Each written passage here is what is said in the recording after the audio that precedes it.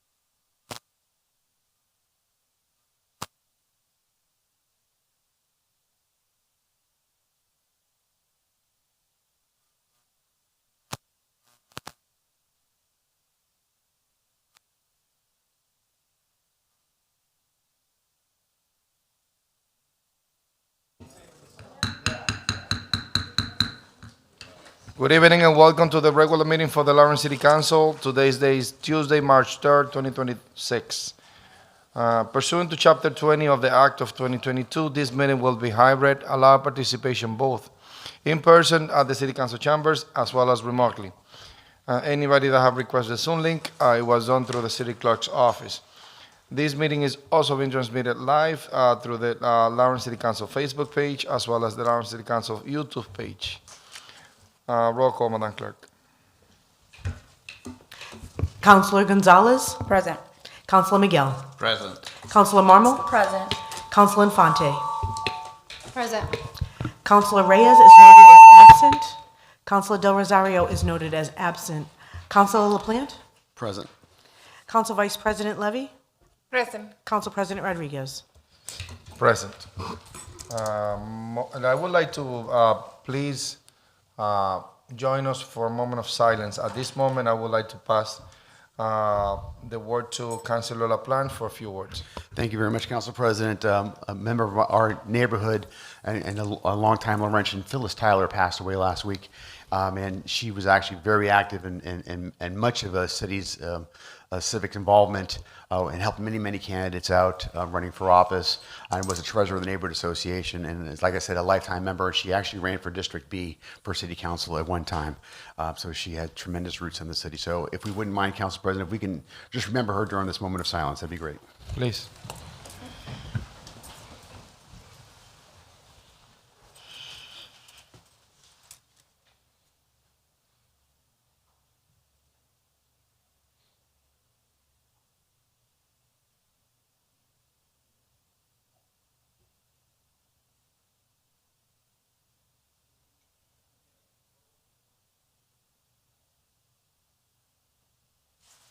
Now join me for the Pledge of Allegiance.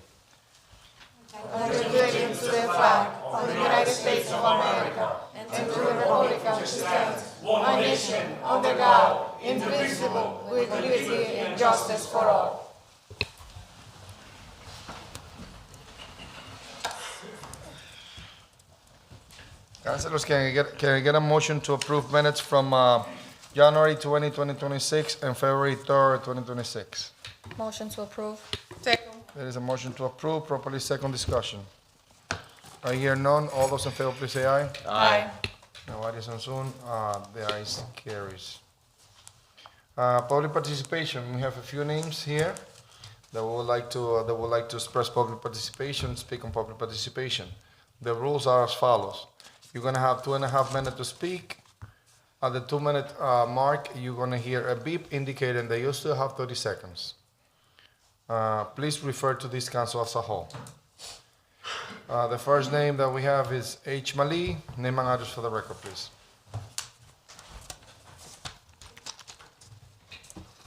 Humayun Mali, 53 Chester Street. Good evening, honorable members. In this important year, we the citizens are proud to support Lawrence Police Officers Union. Thank you for excellent job, Lawrence Police Department, with the impeccable leadership by Honorable Chief Morris Aguilar, doing excellent job to protect our citizens.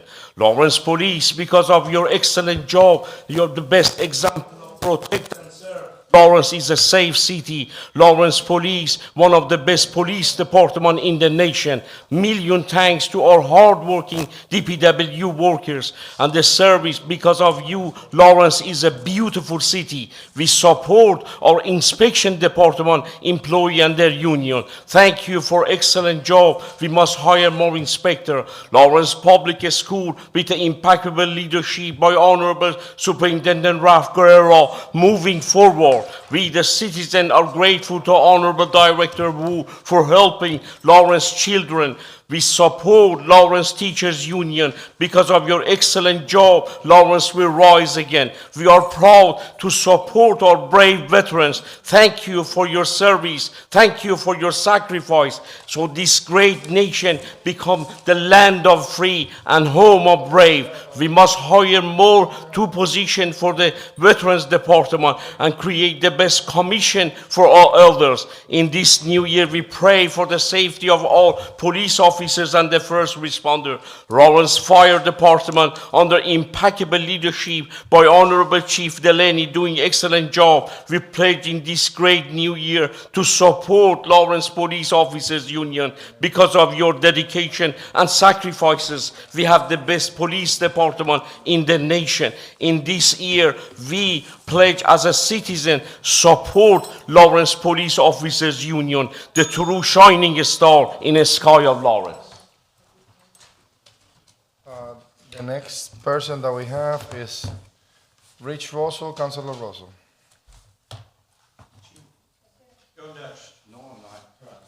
Nope, he's third.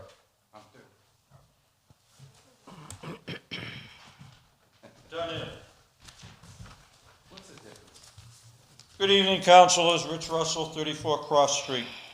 Regarding agenda item 5526, the making of Cross Street one-way from Manchester to Broadway, please refer to City Ordinance 10.36.010 regarding no parking on the northeasterly side of Cross Street, and 10.36.220 regarding restricted parking on the southwesterly side of Cross Street. Proper LPD enforcement of traffic regulations would negate the making that portion of Cross Street a one-way street. In front of you is a map of the blue lights in Lawrence and my suggested locations of more of them to give the citizens a better blue light closer to their home. Why can't the red alert system from years ago be used for notification purposes? Between January 25th and February 21st of this year, the LPD tagged 4,694 vehicles for obstructive parking during snow removal. These fines were obtained through a public record request, brought in $434,500 in fines that will be placed in the city's general fund. Why can't a portion of those fines be used for the installation of more blue lights at locations denoted on the map by the green dots surrounded by red circles? Or have the powers that be already lined up that money from the blue light violations for their own pet projects? It's unfortunate that the MGL requires those fines to go directly to the city instead of being used in a manner to help eliminate the fines. We know city officials are selling their souls for more housing, but they're using an extremely outdated parking requirement for building codes. A minimum of 2 parking spaces per vehicle per dwelling unit should be required. Lack of parking for city residents in the wintertime should not be used as a money-making operation when the city offers no solutions other than to hire more cashiers to count the incoming fine money. In conclusion, it is a shame more money wasn't spent on the welcome to Lawrence sign, adding, Thank you. don't know where you're going to park once you get here. Thank you. I'm pretty sure some Next councils person. will blow off my comments as coming from Thank an you, old Councilor guy Russell. with white hair, Thank but you, I'm Councilor willing to Russell. bet the Councilor Russell. 4,694. Thank you so much. You already got the time. I Thank couldn't you. have. No, you already have the 2.5 minutes. Thank you. The next person is Jeffrey Petrillo. Yes. Hi. Name Good and address evening, for the record, councilors. please. My name is Jeffrey Petrillo, 341D South Broadway.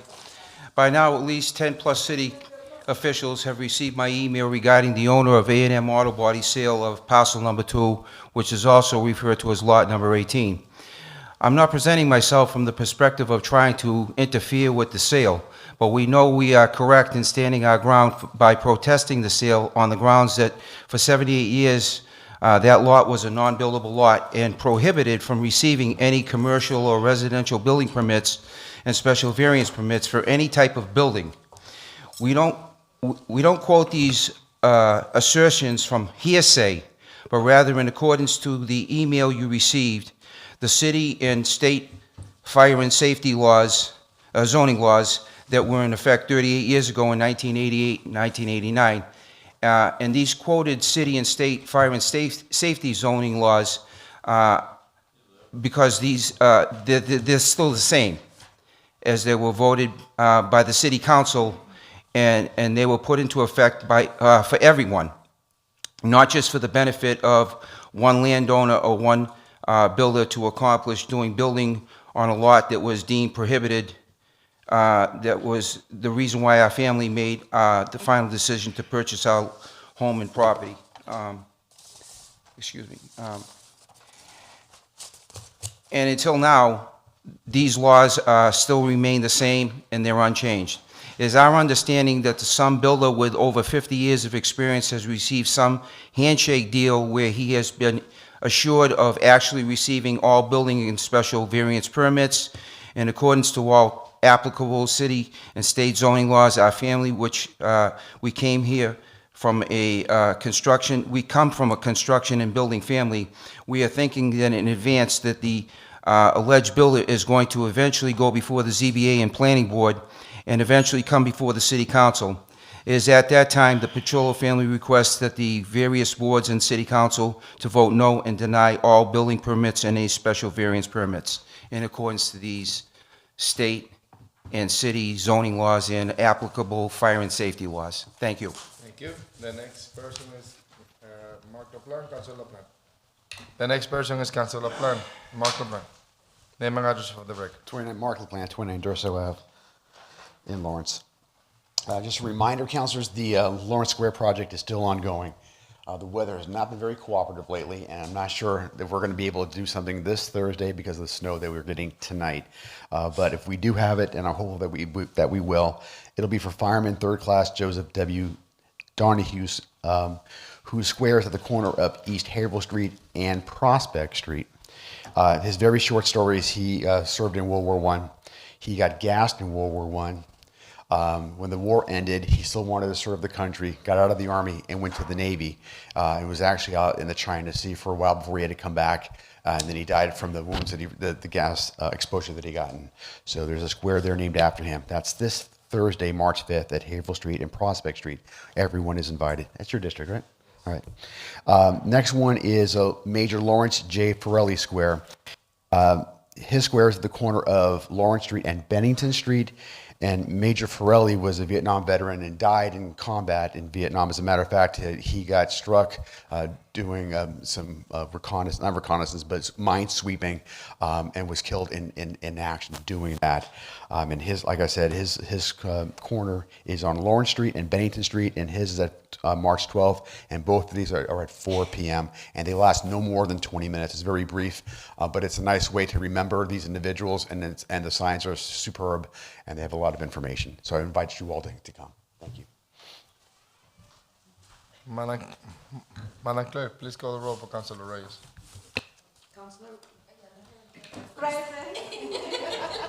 Councilor Reyes is present. All right, all these names are going to be submitted for the record. Councilors, we would like to take a few things out of order. I'm going to start with Councilor Infante in relationship to item 7926, if it is no objection. Councilor Infante. Thank you. Through you, Council President. I just want to provide the council a quick update on how this year's budget process is going to look like.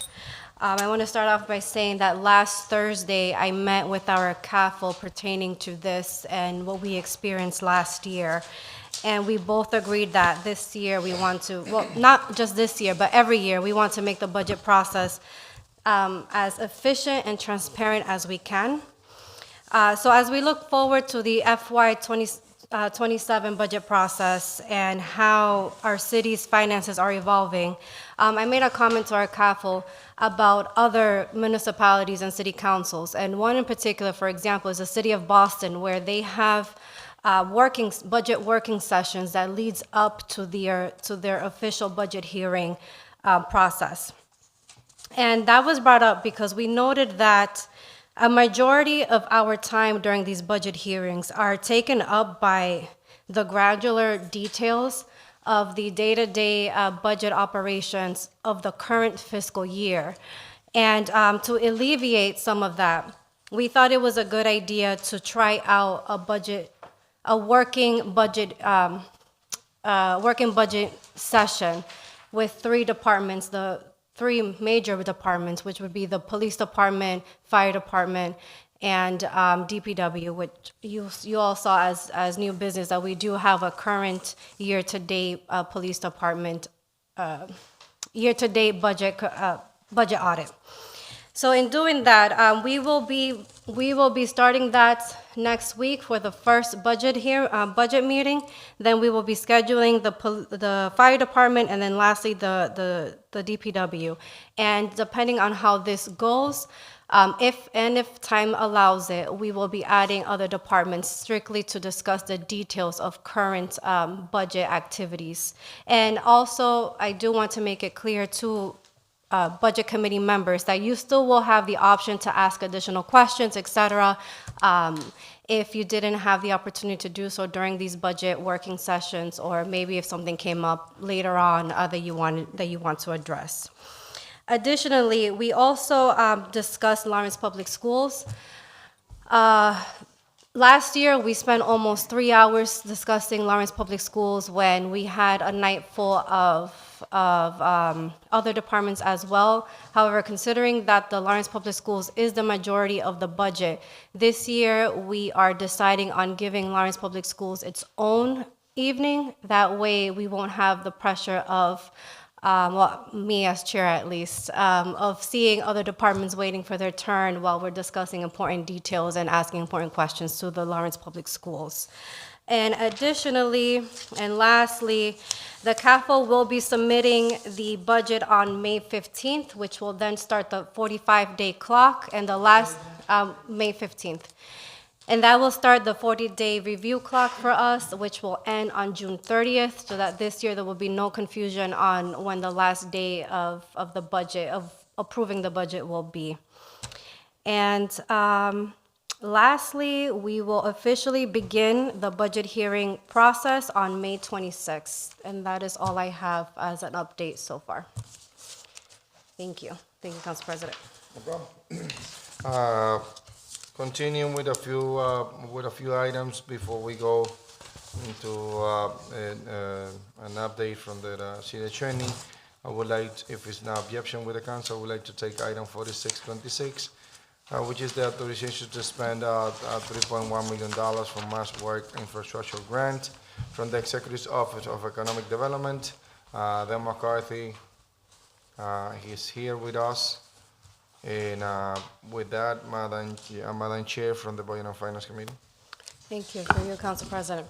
Item 46-26, authorization to expend $3,100,000 of the Mass Works Infrastructure Grant from the Executive Office of Economic Development was sent up to the full council as a committee report, and I make that as a formal motion. It's a motion on the floor, properly second. This is for the committee report. Any discussion on the committee report? I hear none at this point. I'll call the question. So all those in favor, please say aye. Aye. Any nays? The ayes have it, Madam Chair. So now, councilors, we have this item as a committee report at this level. At this point, I will entertain a motion. Council President. Madam Chair. Motion for the purpose of discussion. I'm going to do motion to approve for the purpose of discussion. Second. Is a motion for the purpose of discussion? Properly Discussion. Second. Discussion. Do you mind allowing them to introduce and then ask questions? Yes, I just have a concern about the district council. The district council of this area I know couldn't be here tonight, and I'm curious to know his stance on this and if he has any questions The or district concerns. councilor? Yeah. We have at-large councilors as well. Well, I know we have the at-large councilors too, but the district councilors, we get the majority of the calls, the concerns, all of that. So I definitely want to hear from the district You councilor. guys think that way now? Oh, we do. Necessarily true. We do. We got a lot of football soon. All right, no, but noted, Council President. At this time, I would like to, yeah, of course. We would like to spend the opportunity to the McCarthy, which is here with us. as well as the organization that is going to be spending the money on the infrastructure. Mr. McCarthy. Good evening, Daniel McCarthy, Planning Director, City of Lawrence, working out of an address at 360 Merrimack Street.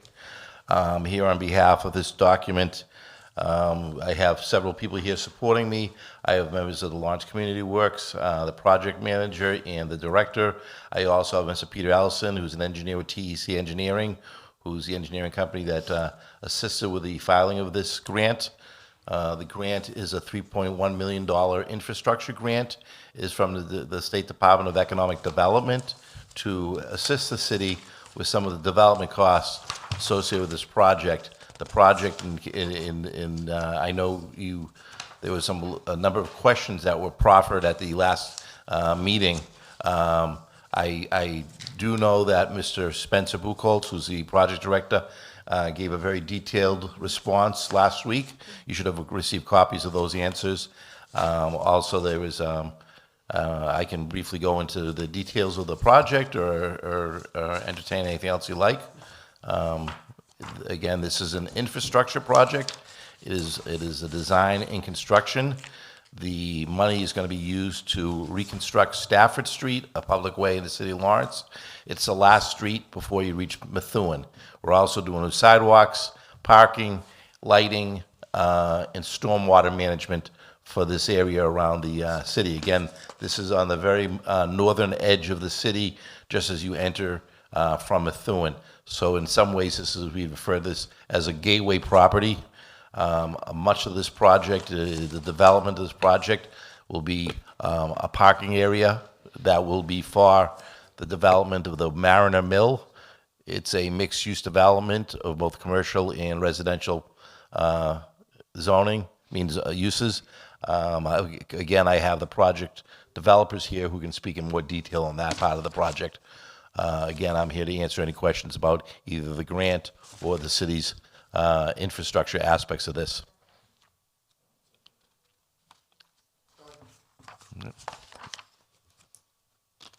Yep. So again, it's a $3.1 million grant. The match funds, none of this money will be borne by the city. There is no city deposit or match for this. The match is going to be made by Lawrence Community Works as a part of this. They put up their own money, own funding. How much is the match? $3.1 million. No, the match. The budget? The match. Oh, the match is, the exact number, $750,000. $750,000. The organization is going to be putting that money up. The city is going to be putting zero money. Correct. $0. That is correct. So, and this is for the development of the parking lot located at the address on the item, Right. and also the street behind it, sidewalks and the road, Correct. It'll hot top. It'll be all infrastructure aspects. It'll include landscaping. It'll include stormwater design, new catch basins, and a new underground structure for stormwater. So it's a comprehensive infrastructure plan for that entire portion of the city. Any questions, councilors? Councilor Blunt. Thank you. So this, as I'm reading Mr. Buchholz's email to us, has 148 units. That's going to be the ultimate end goal. It's mixed, but the residential portion is 148 units. That's The what. largest space will be residential. So I just want to confirm that I'm reading that correctly. And Mr. Buchholz was here. If you don't mind, I'd like to ask him directly, Certainly. since he's the applicant.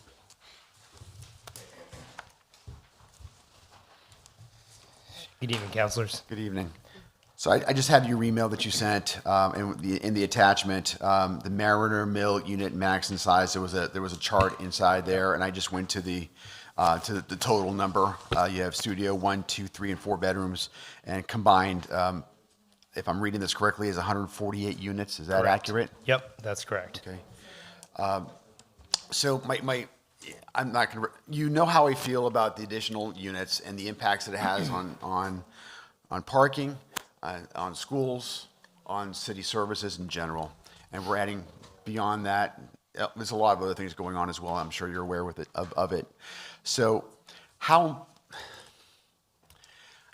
this grant, this infrastructure grant, how important is that infrastructure grant to pull off the 148 unit housing project? So Lawrence Community Works and our partner, the Community Builders, we've raised over about $113 million for this project. And this is an important piece. This 3.1 is one of those things that helps us get this project over the finish line and develop critical infrastructure for the project itself. As I said at the Budget and Finance Committee, and I should just clarify that there are other city funds. There's city home funds, which are used for the development of affordable housing that are in the project. We currently have 825,000 of those in the project. The city doesn't have quite the same access to resources that other cities do to support housing development and infrastructure development. And so we've found that one way to partner with the city to bring these housing developments to life is to leverage the Mass Work Infrastructure Grant, which is state funding for the project. But it is critical. I mean, it is providing a majority of the parking for the residential and commercial space. So I should also just note that there is 50,000 square feet of commercial space that's a part of this as well. And that commercial space is specifically designated as community service facility space, which is meant to serve the folks of Lawrence, specifically, with the idea of serving folks who make under 60% of the area median income or less. And our kind of anchor tenant for that space is the community group, who's going to be opening up a new childcare facility there that's going to serve 170 kids, have 26 new jobs. And so this parking is providing 60 spaces for the commercial space, as well as a bulk of the parking for the residential as well. So can you tell me how many total parking spaces there are for units, for the residents that are there, as well as, was that in your graph? If it is, I'm sorry, I didn't see it. No, I don't think it is. So there's, and this does get confusing, so bear with me and feel free to ask lots of questions on it. So there are 30 spaces that are dedicated solely for the commercial use. There's 137 spaces that are dedicated solely for the residential use. And then there are 60 spaces that are common. And so those spaces will be open to the commercial space during the daytime hours and restricted for residential use only overnight. So the residences has 197 spaces for those units. Sure. Council President, point of clarification. Councilor Infante. Thank you. To add, Councilor Plant, there's also 8 parking spaces that are dedicated for the public, included in this parking project. Correct. There's 8 spaces that are for the use of the city to have any, but just to clarify, like those public spaces, the public that are visiting the commercial space will have access to those, to 90 spaces. So one of the things that I've been seeing is that there was a time when if you lived in a place, the family would have one car. And now we're at a time where the family would have 2 cars, maybe 3, maybe 4. And if you're living in my house, 5, because you've got 3 older people who are able to drive. So the numbers are crazy.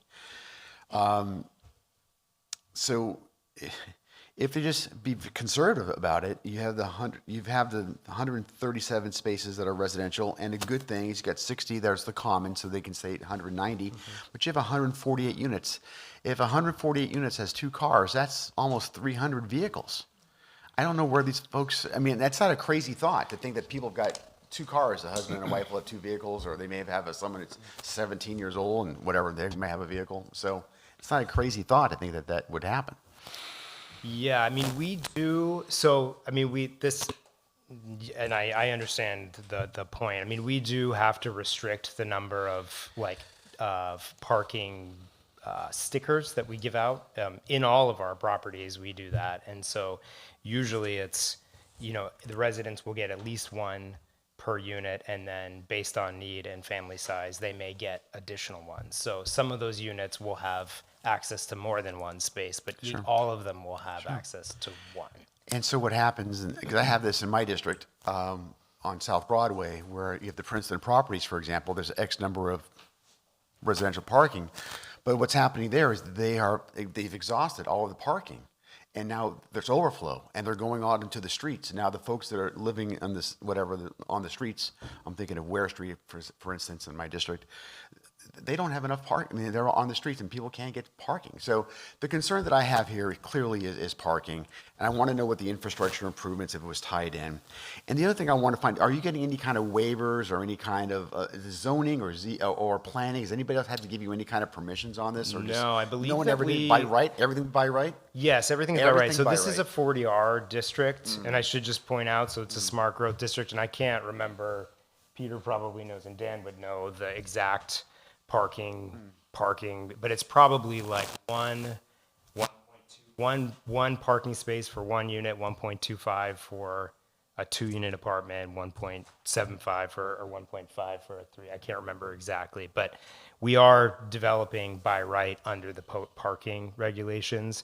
I would say that because it's also a 40R, which I did put in those notes, there are an incentive payment that comes from the state, and that's $3,000 per unit.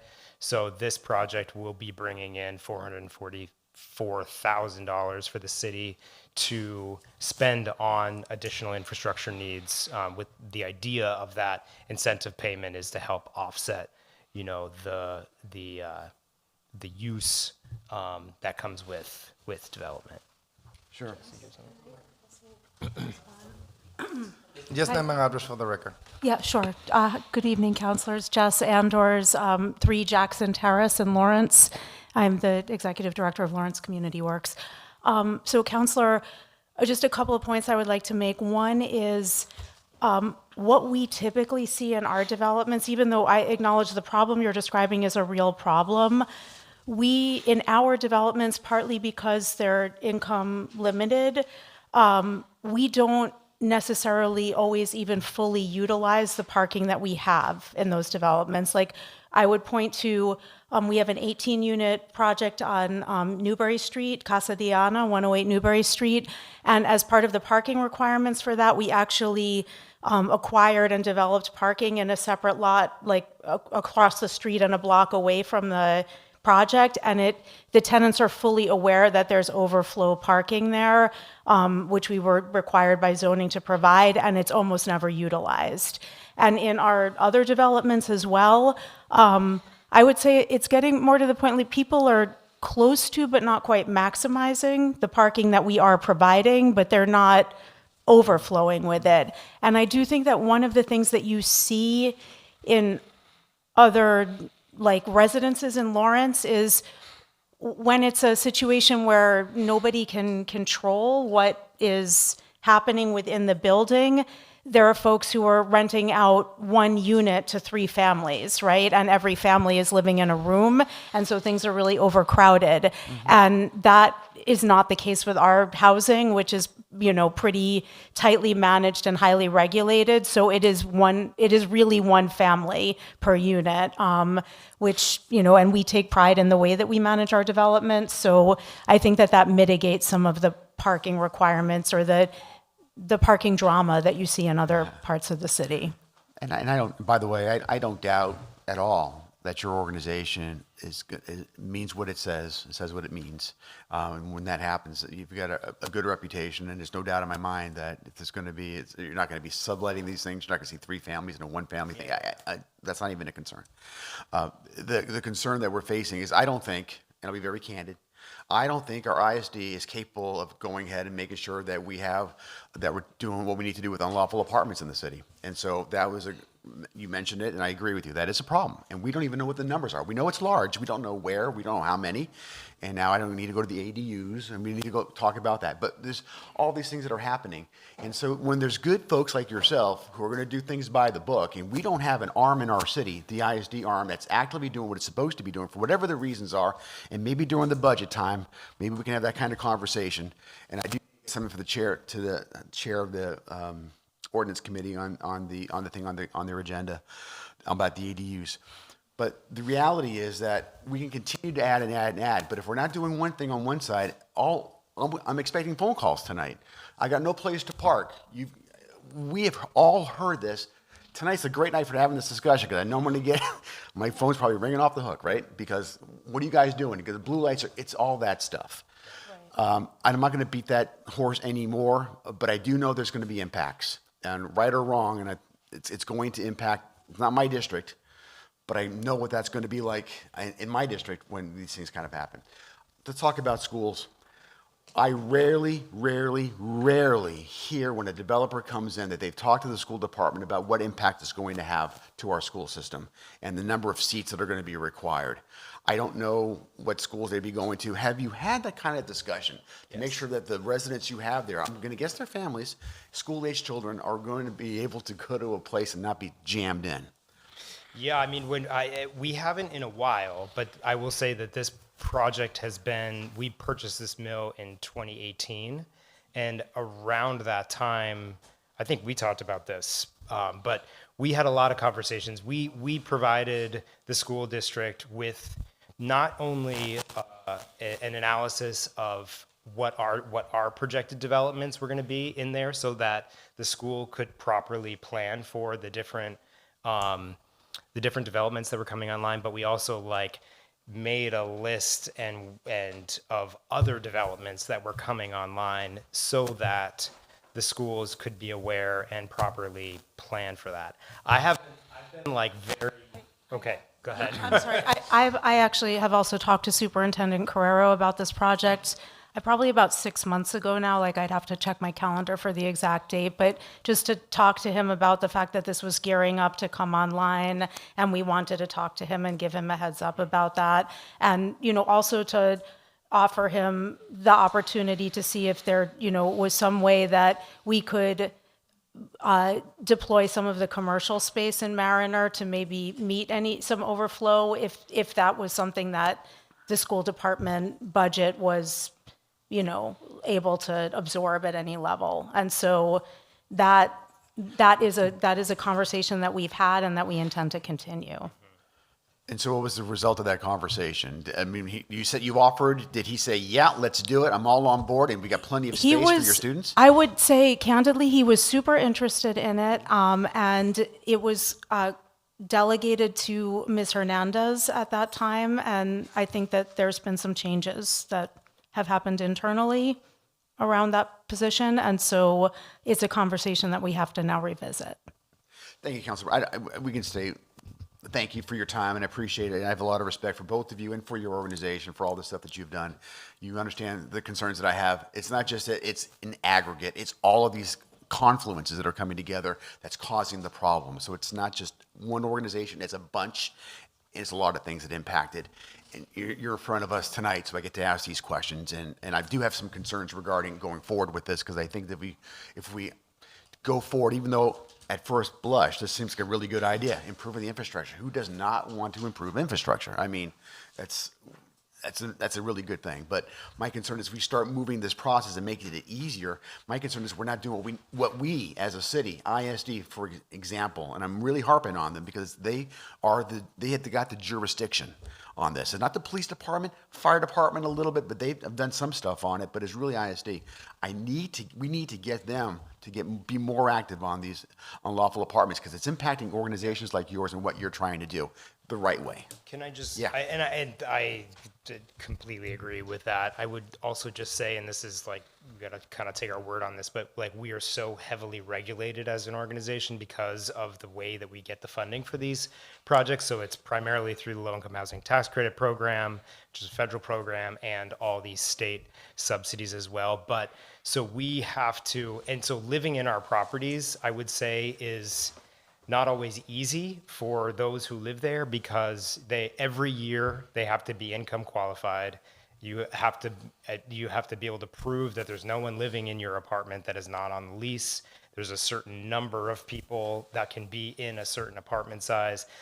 All of these buildings are inspected by the tax credit investor annually. They're also inspected by CTI, Community Teamwork in Lowell, which manages a lot of the Section 8 and mass rental voucher program. So we get like the number of inspections plus, ISD as well. So there's at least 3 different inspections that happen annually. Plus we're at risk of, we could lose our certification.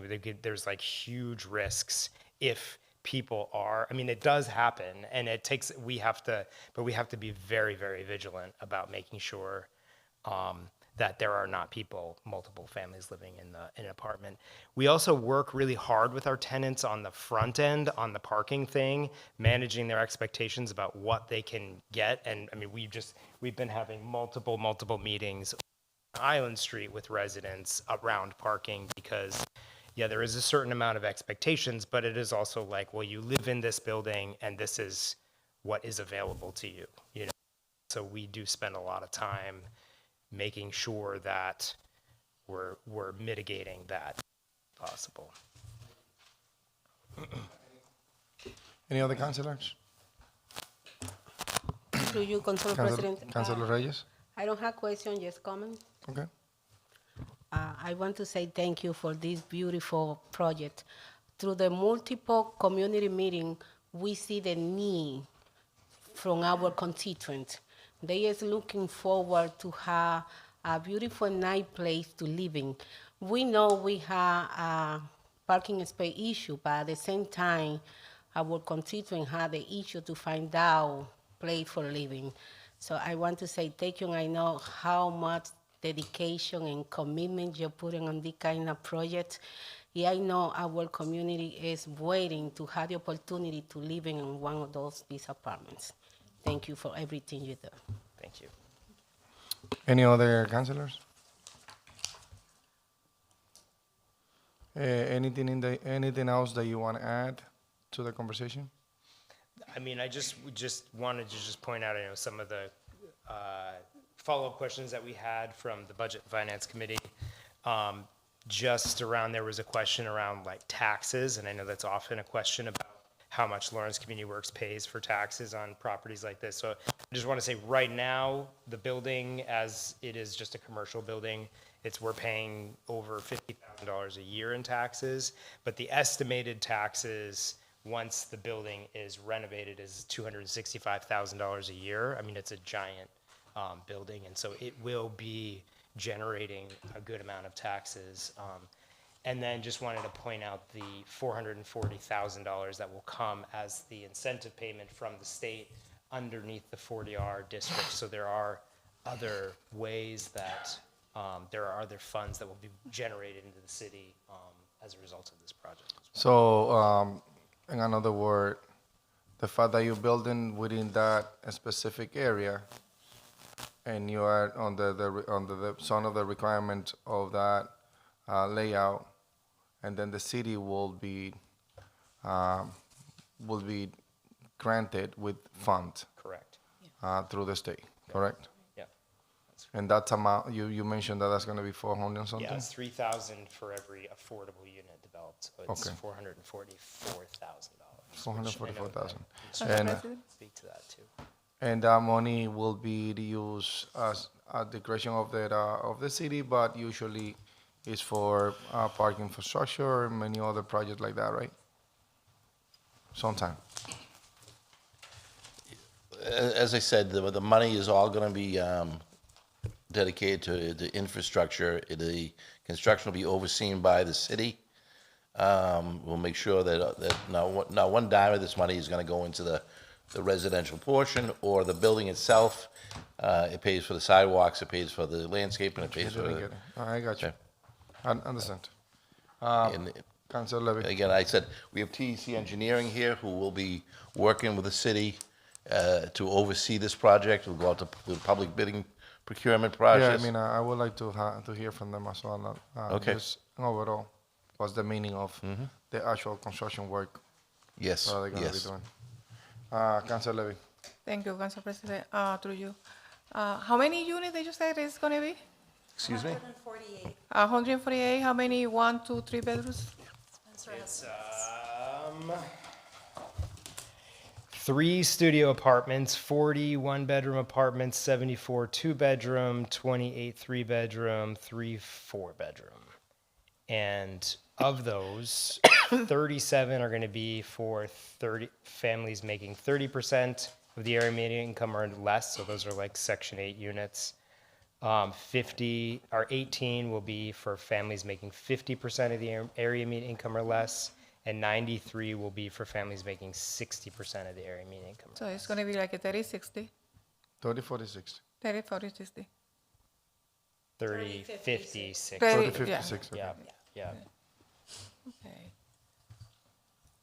And also you said that you have housing, Section 8, beside of the affordable. Correct. Yeah. So there'll be a certain amount of those 30% area median income units that will be project-based Section 8 units. The So project-based. Exactly, and project-based MRVP units that unit will always be a Section 8 unit. Yeah. Yeah. But then people have vouchers and they are able to Yeah. come into our apartments as well. And do you have also a handicap unit? Yes, we do. I don't know how many, but I was about to say the right amount.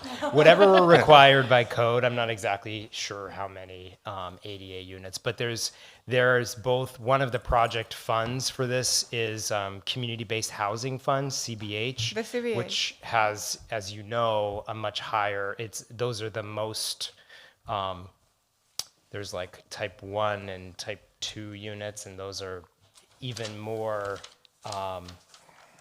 accessible than just the type than the 1 ju- unit. So there are, I don't know how many units, but we have those in there as well. So we don't need any waivers from the Architectural Accessibility Board, so we have a distribution of those, I would say. But I can follow up and get you the Okay. information. So when do you expect that it's going to be? So the goal for construction start for the housing project would be, is that July, the end of July of this year, 2028, with then about a two-year construction period we're anticipating.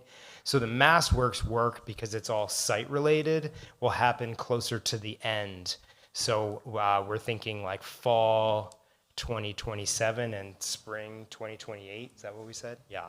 So is when this work will actually happen, to be coordinated with the work that's happening on the housing site. So practically that is like the borderline with Methuen, no? Correct. But This is the very border. very of But Methuen. nothing belong to Methuen? No. No? Okay. No. Right. This is the very last street Oh, of okay. Lawrence. Yep. I think that not even the other sidewalk is Methuen. No? That's probably right. Yeah. Yeah, because I think that the shopping plaza is Methuen. So Yeah, that's Stafford the- Street So is the border. the shopping, yeah. Yeah. Part of the shopping plaza Yeah. is And a Methuen. little bit of at the end is Lawrence. Yeah. Yeah. All right. Any other questions? Councilor? No, thank you. You stole my question, Councilor Levy. I'm sorry? You took my question. Yeah, I But took I your do question. have concerns Councilor about. Miguel. Yes, thank you. Through you, Council President. I do have the same concern and share the same concern as my colleague, Council LaPlante, in regards to the parking.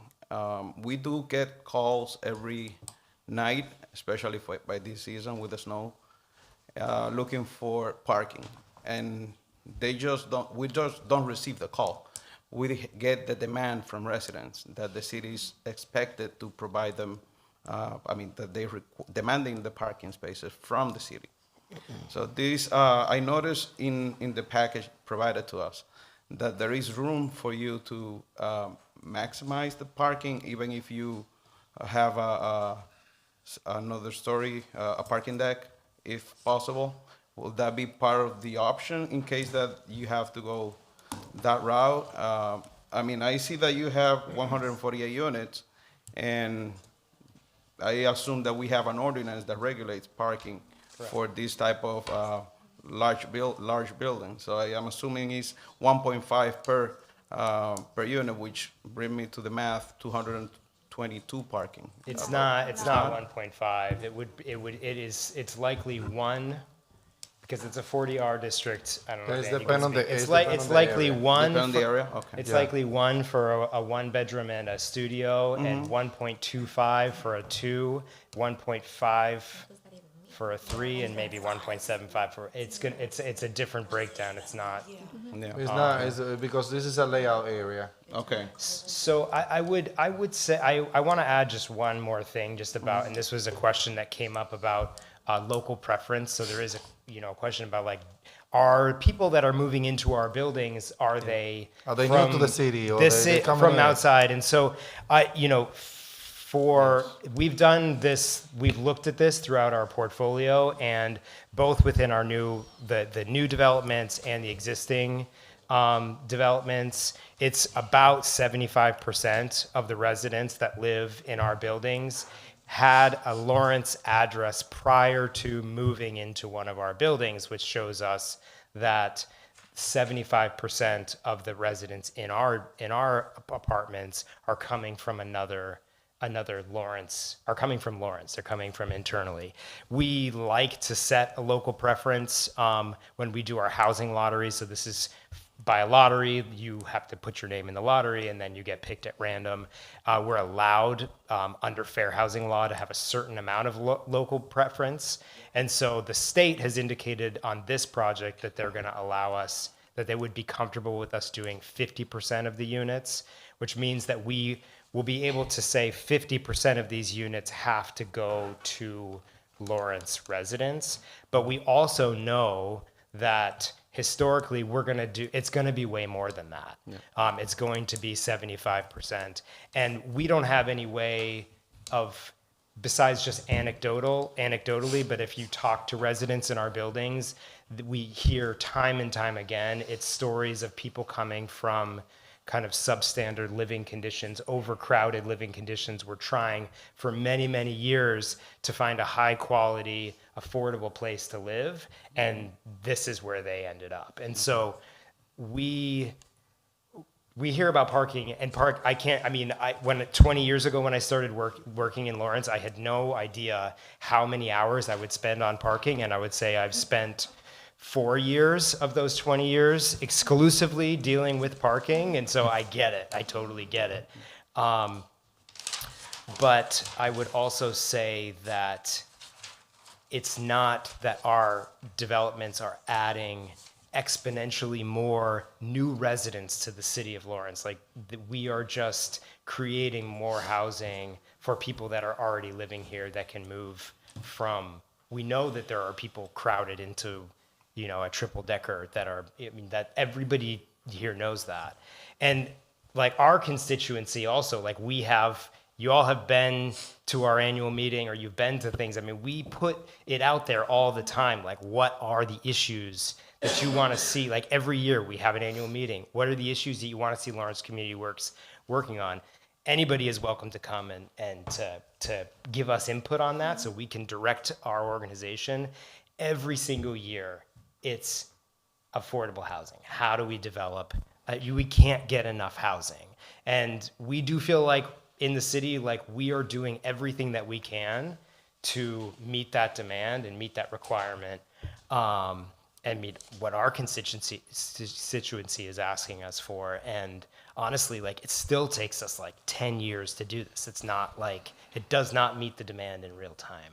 So it's a trade-off, right? Like, it's totally a trade-off that it is hard to live in a city where parking is tight, and we have residents here who are like desperately in need of housing like this, So, yeah, I mean, I think out of the 178 parking spaces, you mentioned a quantity that is exclusively for businesses, right? So it's 30. 30 spaces are going to be, and not all of these spaces are within the MassWorks scope. So I'm just talking about the project in general. Okay. But there's 30 that are for the commercial space exclusively, And then it's not 178, it's a little bit total. more than that. 190, yeah, so it was, my gosh, and I'm getting older and I need glasses. It is 137 are dedicated for residents only, so those will be like, you get an apartment and you get a number. And then 60 are shared. So they'll be residential only overnight and available to the commercial space and the public visiting the commercial space during the day. So that's 197. Perfect. Okay, thank you. Councilor, you done? Yeah, no more questions. Yeah. Councilor Infante? Thank you, Council President. To echo what my colleague here said, what you've been saying, we are all very well aware that affordable housing is a primary concern to our constituents. And I actually thanked you for combating one of many issues that we have. But I'm going to repeat this. It goes beyond that as well.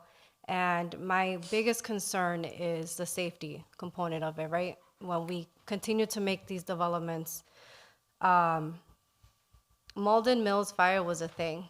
And even though it happened a long time ago, it doesn't mean that it won't happen again. Right now, we don't have sufficient firefighters. We don't have the amount that we need for police officers. And I don't know if my colleagues know this, but I know they're not called Lawrence General Hospital anymore, but Lawrence General Hospital is in the process of eliminating their EMT services right here in our city. So we have layers and layers and layers of situations that I'm supporting you guys, but my concern is God forbid an emergency happens, if we continue to approve developments, what is the city going to do? Because we're not fully prepared to service the amount of people that we have and the amount of people that are currently coming in. That is my concern.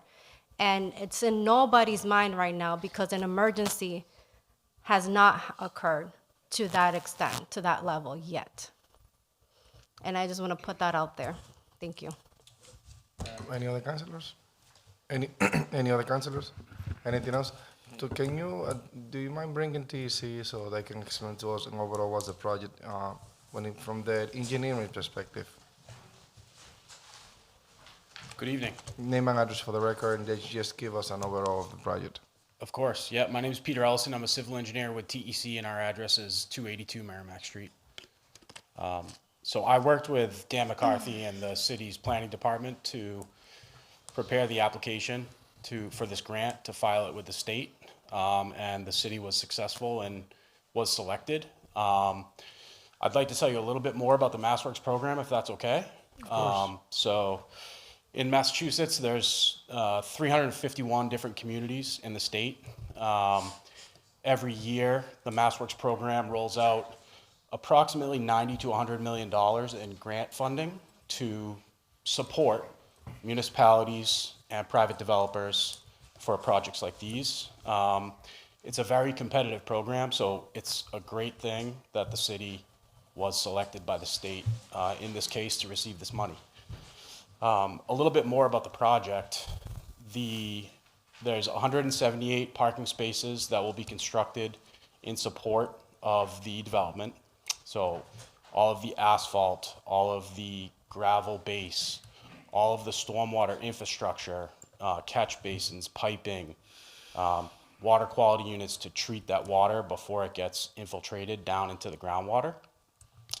Also, Stafford Street that you all have talked about tonight is a public way. It's the last street that the city of Lawrence owns in Lawrence before you get into Methuen. So part of my role in this was to go out and evaluate that street. The asphalt conditions are in pretty poor shape. So that's one of the things that this will directly benefit the city. You'll get that street basically repaved and redone, brought up to modern standards as part of this funding through the grant infrastructure. It's gonna be a full depth? Full depth, yep. And the sidewalks, we'll take a look at those, but there's a bus stop that's proposed, so a new shelter that will be right on Broadway, that will serve, the whole community, but new residents of the building as well. Any questions?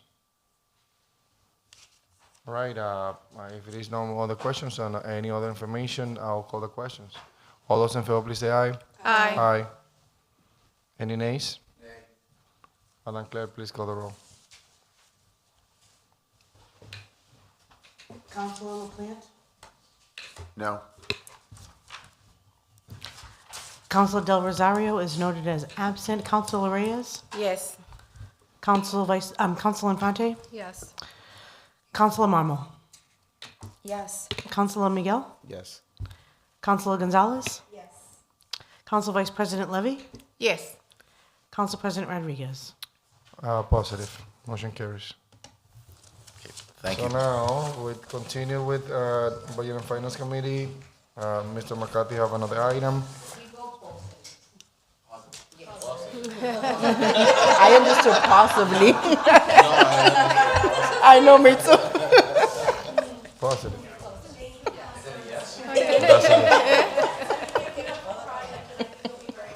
Thank you. Please invite us to the ribbon cutting, grand, all of that good stuff. Item 4726, Madam Chair for the Budget and Finance Committee. Item 47-26, authorization to expend $110,000 of the Municipal Vulnerability Preparedness Program, better known as MVP, grant from the Executive Office of Energy Environmental Affairs was sent up as a favorable recommendation, and I make that as a formal motion. Second.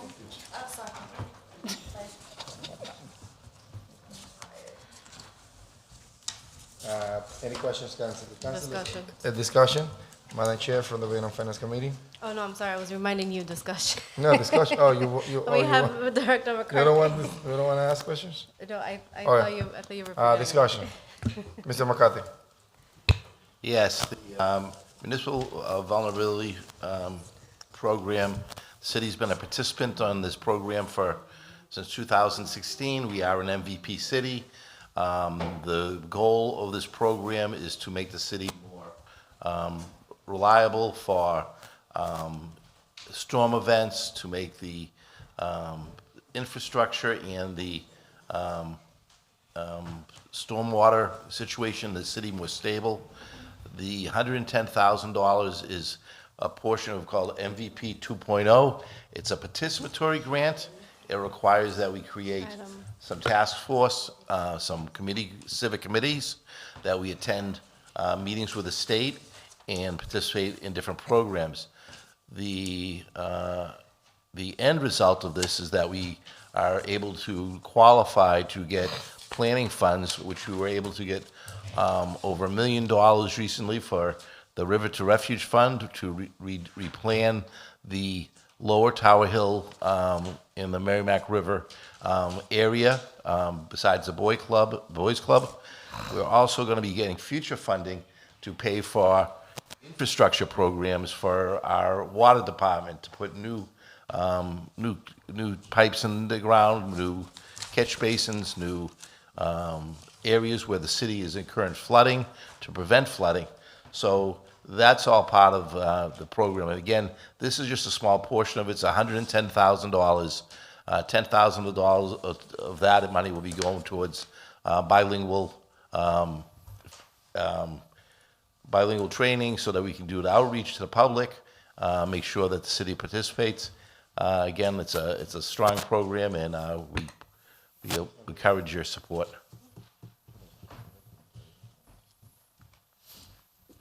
Any questions, Councilor? You hear it all? I call the questions. All those in favor, please say aye. Aye. Any nays? The ayes have it. Thank you. We have communication from mayor, city officials, city attorney. Councilors,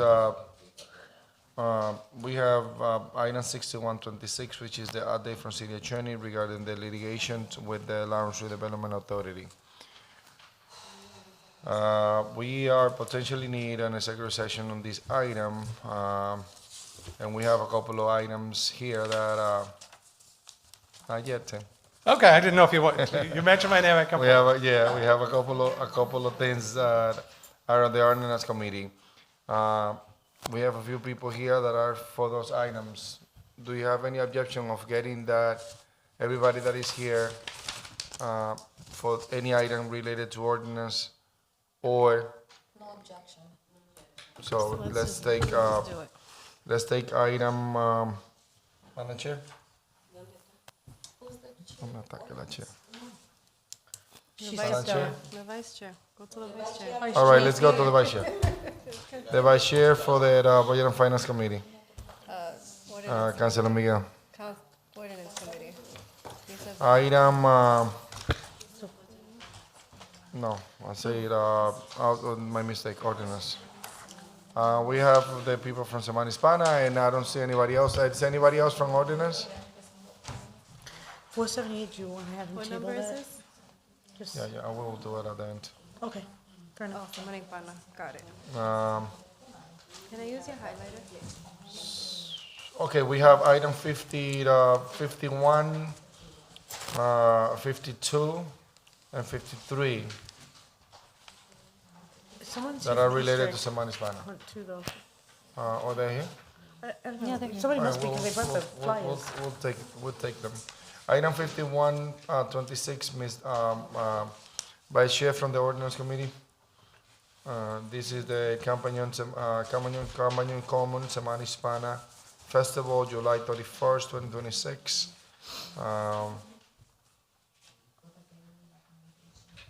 Yes, Council President, we had items 51, 26, Companion Common Semana Hispana Festival from July 31st, 2026, and August from the 1st to the 2nd, 2026, 12 p.m. To 11 p.m. This item came from the Ordinance Committee with a favorable recommendation.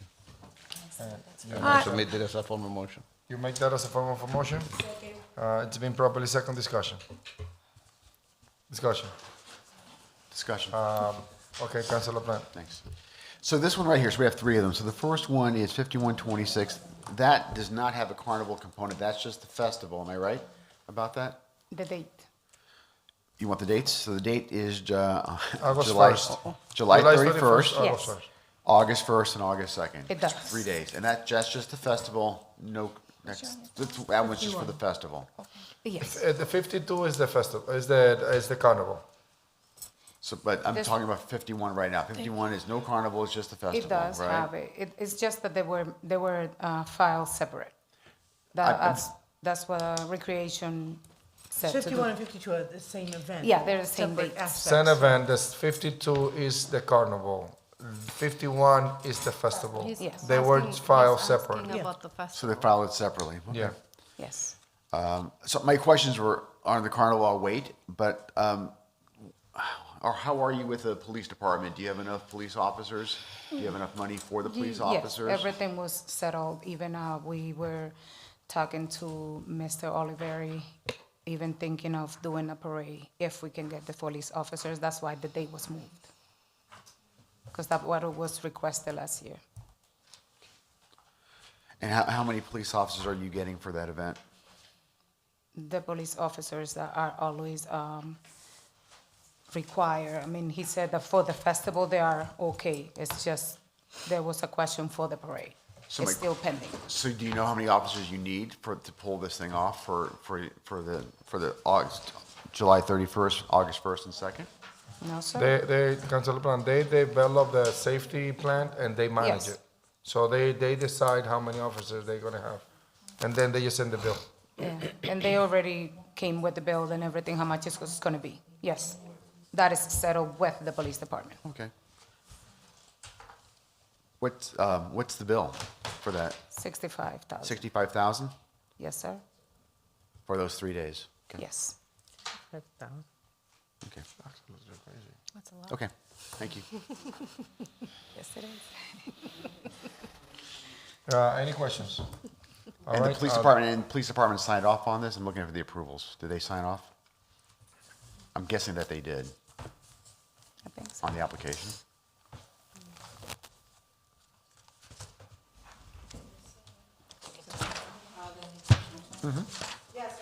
Yeah, it's signed up. There's a The section, last page is the approvals, or the second to last page.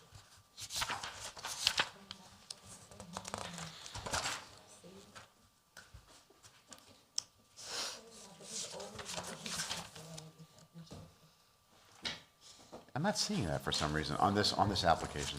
Yes, it's already say yes on the security, the last page. The last page? Oh, it's not the last, no, it's not the last page. It's the one for security. Hey, yes.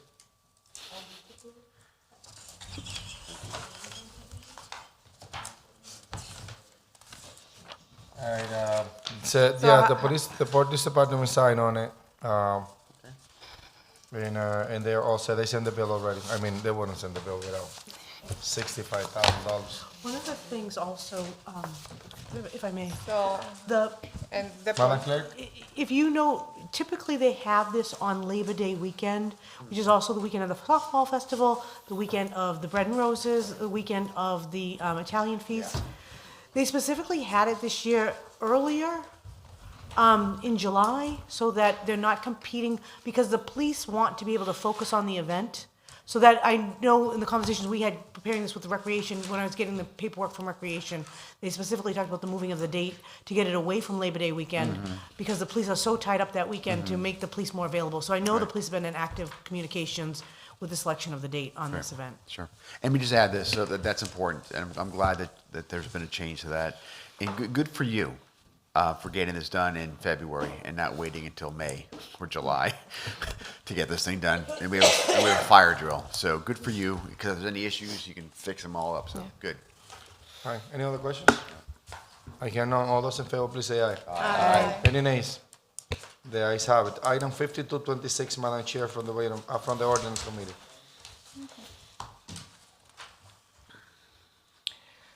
Item 5226 is the Campanone Commons Semana Hispana Festival, July 30, 31, 2026, and August 1st and 2nd, 2026, from 12 p.m. to 11 p.m. That is submitted by Fiesta Show and Geminu de Lopez as Semana Hispana Committee. Was sent to the full council as a committee report, and I do it as a formal motion. The motion is to accept it as a committee report, properly second. Discussion. Just a committee report, and then we're gonna discuss it once we have it here. Any discussion on the committee report? I hear none, all those in favor? Yes.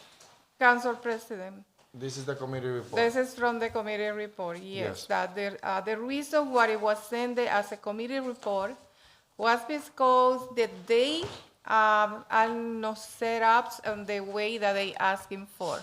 So it's mentioned in here, July 30, 31, and also August 1st and August 2nd. And the day that you wanted or that you submitted was? Yeah, they need a date to set up. I spoke with the lady and she said that in the application itself, it says that. That is just what she was reading in the ordinance Yeah. committee was just the day for the starting of the machines. Yeah, the machinery need a day to The set up. 27th. Yeah, and that's why They need 3 days before Monday. the day. That 3 Monday. days, No, I yes. mean, comparing the date of the festival, they started on July 30, and the festival begins on July 31st. So The machines come on the the machine 27th, on The machine 27th. is coming on the 27th. Yeah. that Monday. Yeah, they come little by little. They're huge machines, and they need to set up. Yes. Council President? Any questions, Councilor? You good? Yes, I'm okay. Councilor Infante. Thank you. Hi. Hello. I'm happy to hear that we have the rides this year. But my question is, where are they going to be located this year? In the Campaña. Oh, I'm sorry, I missed that. Okay. I know there's this controversy around it, but I did know it's just, Semana Hispana is not the same without it. So Yes, it's not. I'm happy to hear that they're coming back. Thank you. Any questions? Councilor Plan? Okay. Committee report, yes. All those in favor, please say aye. Aye. Any nays on the committee report? The ayes have it. Councilors, I entertain a motion. Motion to approve. Second. There is a motion to approve, properly second. You choose who. Discussion. Councilor Plan? So, remind me again on this, the event goes till 11 o'clock? We try to do it it says 11 o'clock, but by 10:30 it's done. Has it always been 10:30? 10:30? That seems later than usual. 10:30 has That's always been usually the what it time. is. 10:30, 11. And we're also going to be in charge of, Mr. Oliveri is going to be in charge of the decibels, and we already That's spoke huge. about that. I can't begin to tell you how important that is. I Yes. mean, I just think, here's my issue. I got two issues. One is, I don't think, once someone is getting that music up at a certain level, no one wants to go there and tell them to turn it down, because it's the cat's, It's gonna be out of the enforced. barn, and no one wants to do it, because then you get mayhem, and things go like, what are you doing? And it gets crazy. I don't know about other districts. I know that, forget about North Andover, I get calls from them. Forget about Andover, they get calls. Forget about them. I know that in the area that I represent, I get phone calls from folks saying, what is that coming from? It's very loud. It's like next door. Only because if it was done at 3 o'clock in the afternoon, you probably wouldn't know. But when there's no other sounds at all, and it's 10 o'clock at night, it is loud. It's like it's going like your neighbor's house. That's how loud it sounds like. And so I really have an issue with it going to 10:30, because I think the ambient levels of sound at that hour is really low, and it's much different than earlier in the day. So that's my first concern. Second concern is, I've been doing this for a while now. I voted for the carnivals. I voted against the carnivals. I've been on both sides. I've said, let's try to make, I've been on both sides of this thing for so many years. I've come to the realization, after being in our city and going through the housing, the cars, the new stuff on the common, the money that we spent over there, nothing to do with Semana Hispana. I don't think we can do a carnival in the city. I honestly don't think we can do it. That may be controversial. You may all disagree with me on it, but I really don't think to have something in the common like we want to have to make the kind of money based on that. And then last year, I looked for other places to do it. We couldn't do it down by, where did we look? Tombarello's, everywhere. Not Tombarello's, I think Canal, yeah, by Longshore Hospital. They Right. started a building there. Right, so they started building, the stone mill started building, they had all these parking spots. I was thinking that would be a good place, away from kind of, but we couldn't do it there either. So there you go. I am telling you something right now, love me or hate me. You're probably gonna hate me, Council President. Love me or hate me. But I am not going to be supporting any carnival. It could be recreation. It could be for the cancer, God forbid, or for soldiers who are coming home without whatever. I'm not supporting a carnival John, as a please fundraiser. record this. Make sure that you have it when we need it.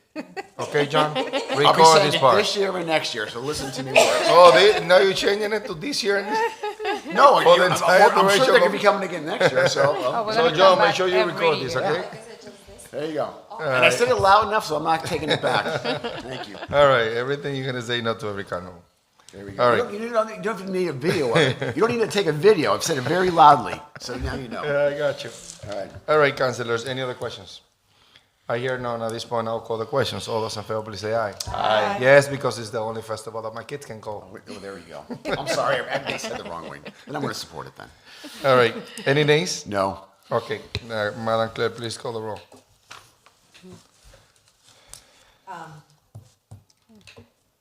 Councilor Gonzalez? 100% yes. Councilor Miguel? Yes. Councilor Marmol? Yes. Councilor Infante? Welcome back, yes. Councilor Reyes? Yes. Councilor Del Rosario is noted as absent. Councilor LaPlante? No. Council Vice President? Yes. Council President Rodriguez? I vote yes, of course. Motion carries. Motion carries. Item 5326, Madam Chair from the Ordinance Committee. Item 5326 is the Campanon Common Semana Hispana Carnival fundraising. June 18, June 19, 5 p.m. to 11 p.m., and June 20, June 21, from 1 p.m. to 11 p.m. Fiesta Show en Gemini de Lopez, Semana Hispana Committee. That was sent to the full council as a committee report. I'll do it Any as a questions on the formal committee motion. report? Can I hear a second? Second on the committee report. Any discussion on the committee report? Council President. Yes, on the So committee it's report. the same that item 5226, that the days are Okay. no, Councilor. it's not read. All right, they need time to set up. That's Monday. that's the whole thing. Councilor Infante. Can I? Thank you. That was my question. What was this item for? And it's just the dates are different. No, I mean, this is another festival, This is a so they can make fundraiser. the money on fundraising to be able to do the event. Okay, got it. So the That's the ride are one- coming thank you. twice. Okay, That's the one that thank we you. used to do in May, since we moved Yeah. to August, so we So try to the move it a carnival, little they come closer. twice. Now they're Yeah, gonna yeah, have, thank you. they get in the permit altogether. Yes. Yeah, They become, Council President, Yes. yes, that the day is June 15 to June 21. Yes. yep. No, my question was answered the first time. Yep. Thank you.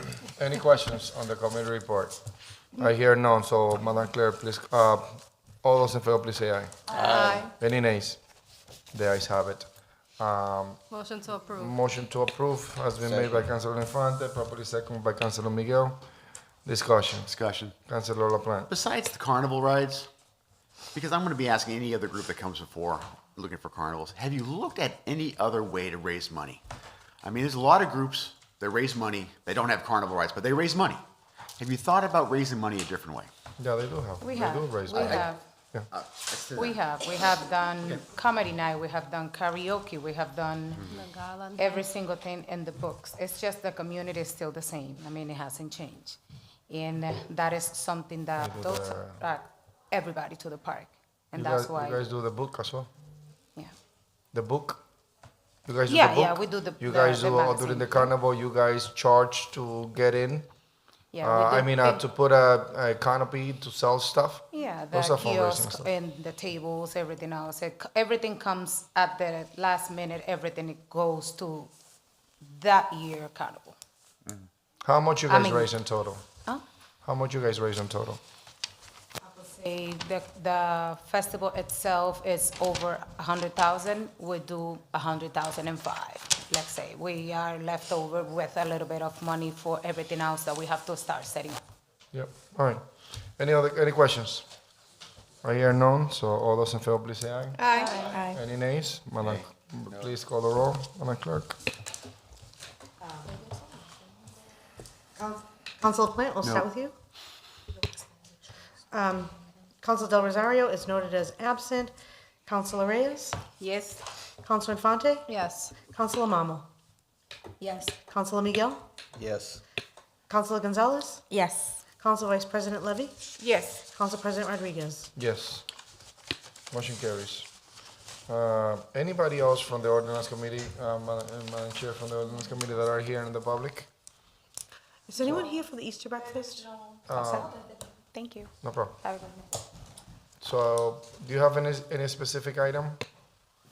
Do you have any specific item? She's the attorney for the LRA. Okay, no problem. Yeah, she does. All right, at this time, we'll call for the communication from the mayor, city officials, and city attorney.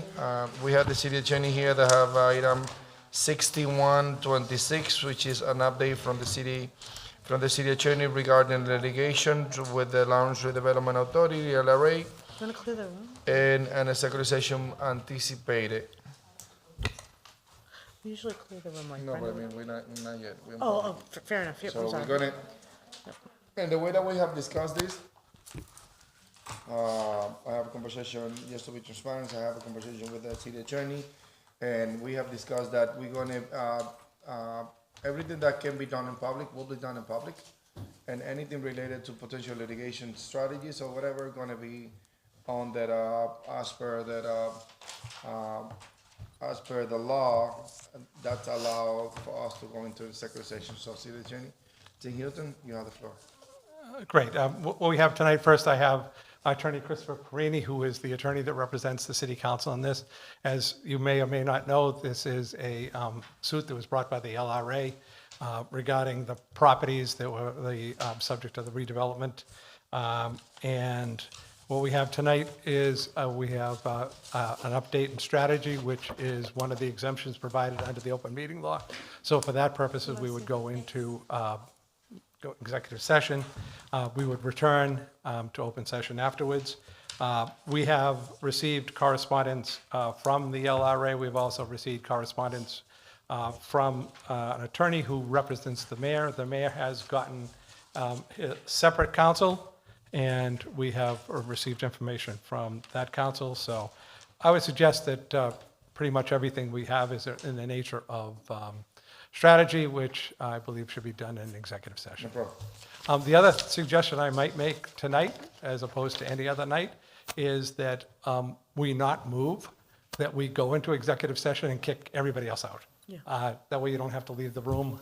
You can do it either way, but it just seems easier tonight since there's no one in the audience to move. There is a No- few people no in the disrespect. audience. Minimal, yeah. Can we? Yeah, President. people that is always with us. Council President. Councilor LaPlante and then Councilor Infante. Thank you. So I think you can say this in public. The nature of just in general, so we can all have a fundamental understanding of what the suit is. What is the lawsuit against the city council? Well, for a declaratory judgment, basically what happens is that there are various parcels that are contained in the redevelopment plan. It is the belief of the attorney for the city council that it is necessary for the city council to approve those transfer of that property by the mayor to the LRA. It is the position of the LRA that there is no need for the city council to approve them, that based on their vote in 2016 approving the overall plan, that was sufficient enough to allow the mayor just to sign the deeds currently. So what basically goes before the court now is that we make an argument regarding that, and then the judge decides basically which side he believes has the law on their side. So at that point, obviously if the LRA comes out victorious, there's no need for the mayor to bring parcels back before you. If the city council position wins, then each time there wants to be a transfer of the property, he would need a vote from the city council. So essentially, the process will be clear, and we'll be able to proceed. Once that's the ones we got. Yeah, there's many things I can talk to you about. I believe council will talk to you about in. All right. I think we can ask just in general, what kind of time frame do you expect, the speed, It really depends what we're doing, what we're planning. I mean, we could do, there's everything from counsel for the LRA has suggested dismissing the whole matter. So it could happen like that. We could go into discovery. It could take, I believe, up to 6 months.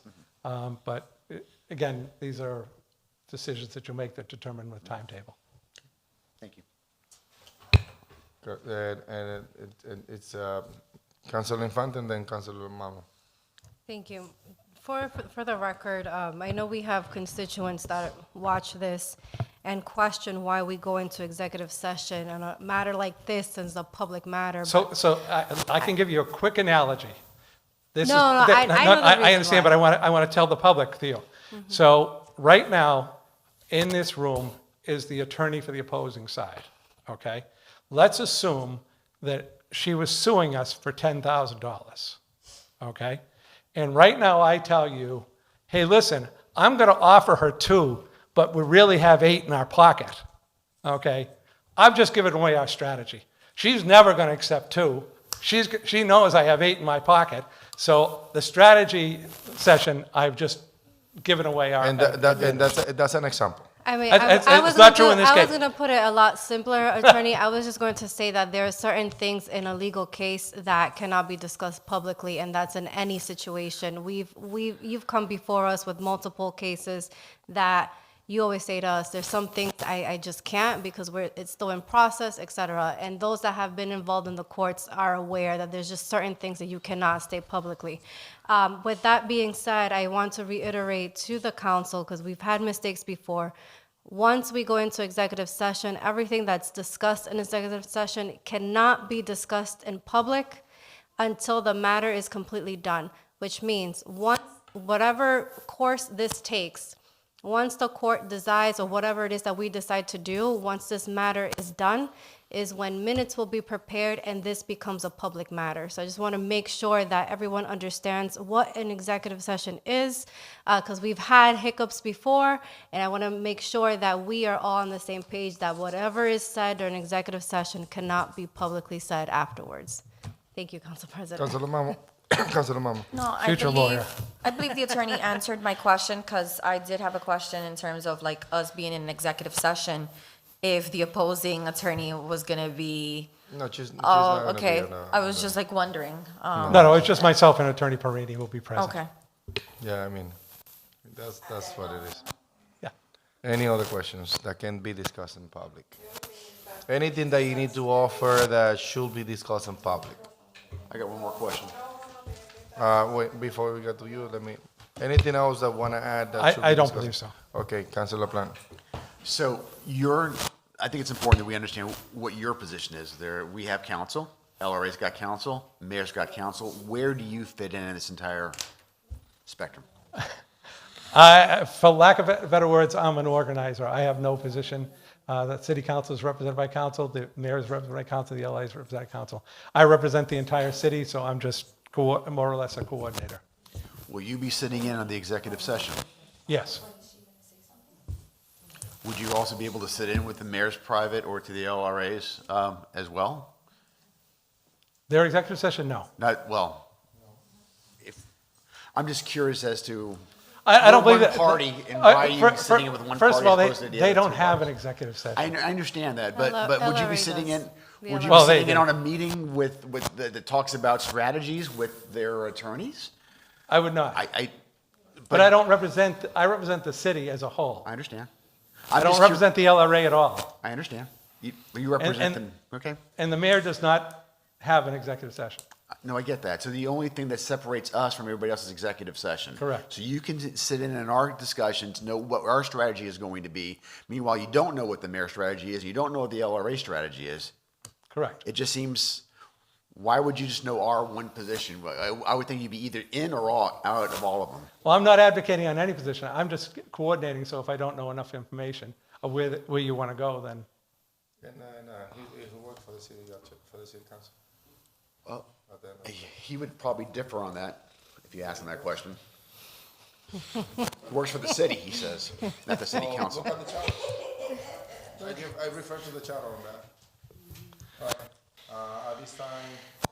At this time, Councilor, Motion to go into if it is executive. nothing else to discuss, and then I'll entertain a motion to go into executive session with the purpose of, and the city attorney can help us with that. Yes, Motion to go into executive session with the purpose of strategy regarding litigation. strategy regarding litigation. You should also make part of it that you will return to open session And at the we end of will executive. return to open session upon. We finish with executive. Yeah, once we're done. All right, anything else? Second. All second the motion? All those in favor, please say aye. Aye. Aye. Any nays? I believe you need a roll call vote. Roll for the call, Madam purpose of Clerk. this. Councilor LaPlante? Yes. Councilor Del Rosario is noted as absent. Councilor Reyes? Yes. Councilor Infante? Yes. Councilor Marmol? Yes. Councilor Miguel? Yes. Councilor Gonzalez? Yes. Council Vice President Levy? Yes. Council President Rodriguez? Now we are going into the second section. Everybody that is on Zoom, I think that they be able to hear me. Now we're going to executive section. Anybody that is on Zoom, we are coming back to the public section.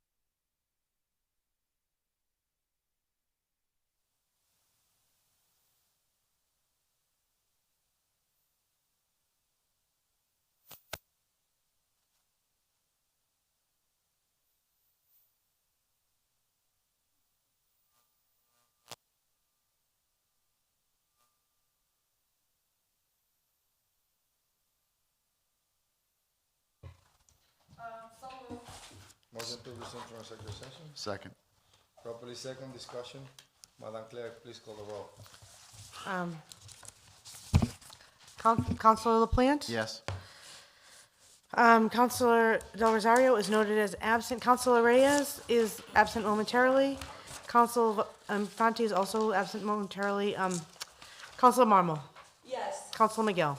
Yes. Counselor Gonzalez? Yes. Council Vice President is momentarily, even better, is here, voting yes, and Council President,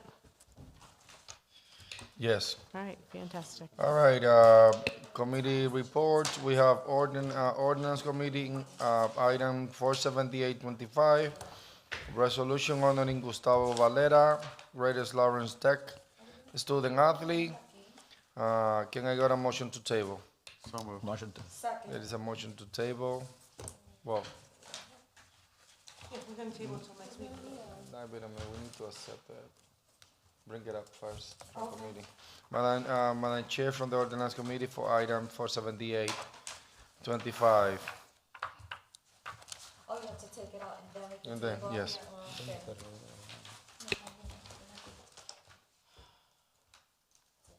Dale, Ana. Eso no es más de tu table.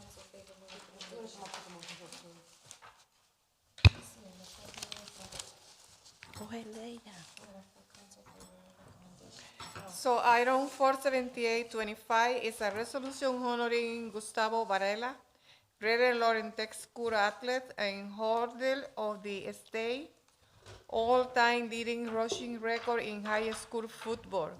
Submitted by Council Vice President at that moment, Infante, and Councilor Vivian Maru. That was sent to the full council with favor recommendation, and I make it as a formal motion. Motion There is a motion, there is a motion to table that oversee the current motion properly. Can I have a second? Second. Properly second. No discussion on the table matters. All those in favor, please say aye. Aye. Any nays? The ayes have it. There was the motion, it was seconded by Councilor Reyes, but it wasn't, that was the underlying motion. Yeah. And then we have the motion to table. Okay, yeah. Got it. Thank you very much. Item 49325, Madam Chair from the Ordinance Committee. Item 49325. Install underground conduits on Essex Street near Ansbury Street. That was submitted by National Grid. David Johnson was sent to the full council with favor recommendation. And I make it as a formal motion. Second. There's a motion on the table, properly second discussion. Discussion, Madam Clerk, discussion. sorry, the motion before the body is to approve, and I think we want a motion to order public hearing. For Installation 49325. underground conduit, this is a motion to Yes, order it's a a public order, hearing. to order a public hearing, yes. There is a motion to order a public hearing, properly second discussion. There is none, all those in favor, please say aye. Aye. Any nays? The ayes have it. Item 3726, Madam Chair from the Ordinance Committee. Item 3726 is install and maintain the underground conduit on Amsbury Street, Canal Street. Also submitted by National Grid by David Johnson and was sent to the full council with favor recommendation and order a public hearing. To order a public And hearing, I do it as a formal motion. there is a motion on the Second. table, properly second discussion. I hear none, all those in favor, please say aye. Aye. The ayes have it. Item 5026. Item 5026 is the O'Neill Park Easter egg hunts. This is going to be on April 4 by José Dávila Instituto Cultural de Puerto Rico Incorporation. That was sent to the full council with favor recommendation, and I do as a formal motion. Second. There's a motion on the table, the motion in front of us, properly second discussion. Yes, this is it's not going to be the O'Neill Park. It's going to be on.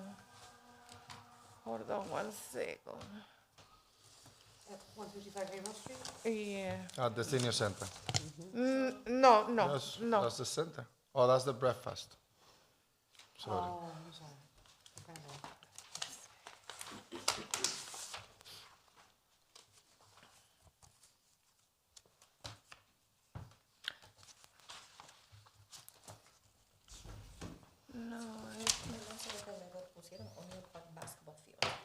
Yes, but the O'Neill part is gonna be occupied, and they change it, so I make it. They say that they already, They say Manchester Park or? Manchester Park, yeah. Nina Escarito Park? No, the Manchester Park. Okay. Yeah. All right, Yeah, we have on the yellow paper too, the approval. Yeah. The yellow paper says O'Neill Park. No, the yellow paper say O'Neill Park, yes. Where does it say Manchester? It doesn't. Oh, it doesn't? No, they mention at the meeting. I can make sure. If you want to make it contingent upon. Manchester. Yeah, please. The bottom. there is a motion on the table to approve contingent confirmation of the location. Yes. We've been able, Where'd you get this? This is Groundwork Lawrence. Different. Oh, a different group, okay, apologize. discussion, we're discussing it, right? Yeah, Councilor Marmo. That one is the 52. Did we check with Recreation to ensure, considering the change of venue? Yeah, that's what the city clerk is gonna be doing tomorrow. Have we checked with the Recreation Department to make sure there's no other event that same date at Manchester? Yeah, this is the first time I'm hearing the word Manchester Park, so I did get from Recreation approval, but it's from O'Neill Park. So that's what I say, make the vote contingent upon getting that. Contingent, Yeah. okay. Yes. Yep. All right. Just to make sure we're on. All right, I entertain a motion to table, No, they still have no, one not time. the table. Motion to approve contingent. As long as Contingent. we get the form, it's approved, and if it's We not, still have a it's on the meeting agenda. in between. What was that? All right, okay, no problem. So with the contingency of checking out the specific location and there is no other event going on at the same time. So moved. Yeah. All right, no problem. So the motion is with that, properly second, any discussion? I hear none. All those in favor, please say aye. Aye. Any nays? The ayes have it. Item 5126. Oh, no, sorry. already addressed. Sorry. Item 5426. Item 5426 is the Campanon Common Earth Day. This is a citywide cleanup. It's going to be on April 25th, from 7 a.m. to 3 p.m. by Isa Grullón from Groundwork Lawrence. It was sent with favor recommendation, and I do have a formal motion. Second. There's a motion on the table, properly second. Discussion. I hear none. All those in favor, please say aye. Aye. The ayes have it. Item 5726. Item 5726 is remove the handicap parking 4815 on Juniper Street by Councilor Gregory de Rosario and Anaya Hernandez Guzman. I make it as a form, was sent it to, with favor recommendation, and I make it as a formal motion. There is a motion on the table Discussion. Order public hearing. to order a public hearing. Discussion. Wait, can I hear a second? Second.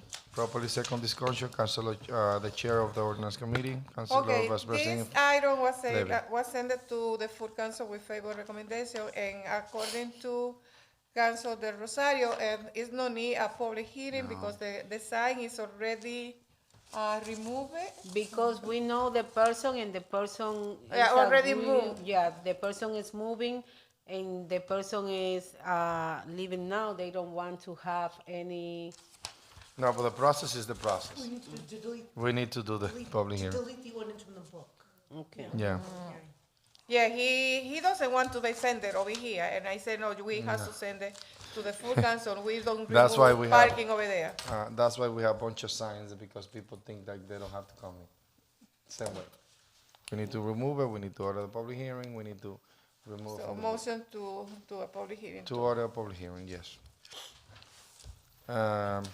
Properly second discussion. There is none. All those in favor, please say aye. Aye. Any nays? The ayes have it. So not report from the Personnel Committee, Public Safety Committee, or Economic Development Committee. There is no report from the Committee of the Whole, and there is no old business. Councilors, any table matters that we need to discuss? That guy, Dan O'Brien, whatever his name is, Dave O'Brien, he's on Table Matters. He was on there for a long time. He's there? No, he's no longer there. Document 396-25 is the auto recycling group, the junk dealer. Oh. They changed the fencing. That's for He sure. was there, he was not there anymore. Yeah. They changed the fencing. If you guys wanna take them out, Say that again? the recycling, He already changed the the fence? junk, And table mat, what's they did. So we can move him forward. Because he spent a lot of time to be here. Yeah, they fixed out the fence. I checked it out. I went over. It looked. We It can looked take it good. out. Motion to untable item 396-25, Auto Recycles Group LLC junk dealer permit at 4850 Medford Street. Second. There's a motion to untable this item. Properly second discussion. I hear none. All those in favor, please say aye. Aye. Any nays? The ayes have it. Now, councilors, part of the requirements that we have to approve is Motion that to license. Part of the requirement, there's a motion to approve. Second. Properly second, discussion. Some of the requirements that we have is to fix up the fence. They have done that. They actually remove all the blocks as we went over with the inspection of services. They have fixed that and they have secured and make it safe for the pedestrians to pass by and walk around. Any questions when it comes to that? That was part of the requirement of the city council, as well as many other inspections report that they have through the different departments at the executive branch. So, councilors, any questions? Just a comment. So Councilor Vice President Levy. Okay, through you, Council President, I think so that they did a very great job right now, and it looks very nice. All right, So- thank you. Any other questions? And also, they said that they're gonna take at least more than 6 months, and they did it very, in less than a month, he finished. He worked right. very hard, so I want to say congratulations if they are hearing us. All right, any other questions? All right, I hear none, so at this point, I'll just a motion. I'll just a question. I'll call the motions. All those in favor, please say aye. Aye. Any nays? The ayes have it. License has been approved. Any other table matters that we want to discuss? I hear none, so I'm going to new business. Item 6026, renewal of contract of the city attorney. That's going to the personnel committee. Item 6226, SEIU Local 80-Day Supervisor and Administrator Union Collective Bargaining Agreement, CBA, transfer for the amount of $106,570 from the current year salary reserve and other accounts to various salary funds. That's going to the Budget and Finance Committee. Item 6326, appropriation transfer of $200,000 from free cash ARPA account to the Merrimack Valley Workforce Board for AI workforce training for the Lawrence residents. That's going to the Budget and Finance Committee. Item 6426, proposed update to travel reimbursement ordinance. That's going to the Ordinance Committee. Item 6526, propose an update to noise ordinance. That's going to Ordinance Committee. Item 6626, resolution honoring Lawrence High School senior Darinel Rodriguez on his admission to the full scholarship to Yale University. That's going to Ordinance Committee. Item 6726, renewal of access to Berkeley Garage for weekly meal for the homeless and related services. 2 years requested. That's going to Ordinance Committee. Item 6826, child care parking at 40 Marlborough Street. Ordinance Committee. Item 6926, Washington Street, a traffic duration change. Ordinance Committee. Item 7026, one-way on Kendall Street. Ordinance Committee. Item 7126, removal of handicap parking at 87 Railroad Street. Ordinance. Item 7226, removal of handicap parking at 203 Water Street. Ordinance. Item 7326, Jesus Transforming Life of 2026, Companion Common, July 25, July 26, 2026, from 3 p.m. to 8 p.m. That's going to Ordinance Committee. Item 7426, 5 days of worship, 2026 at the O'Connor Park, July 26 to July 30, 2026 from 1 p.m. to 8 p.m. That's going to ordinance committee. Item 7525,